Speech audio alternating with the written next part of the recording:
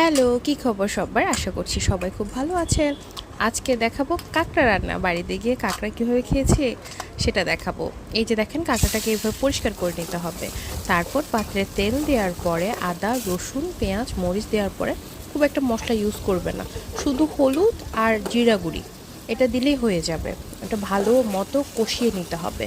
কষানোর পর দিয়ে দিতে হবে ধুয়ে রাখা কাঁকড়াগুলো ভালো মতো এপাশ ওপাশ করে মশলা লাগিয়ে নিতে হবে।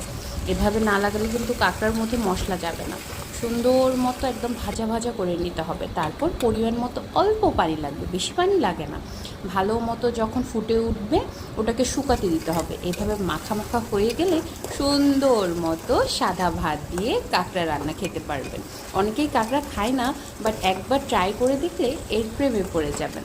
আর রাঙ্গামাটির খাবার তো অলওয়েজ বেস্ট। এটা অবশ্য রাঙ্গামাটির, এটা কক্সবাজার, বাট খেয়ে দেখবেন প্লিজ।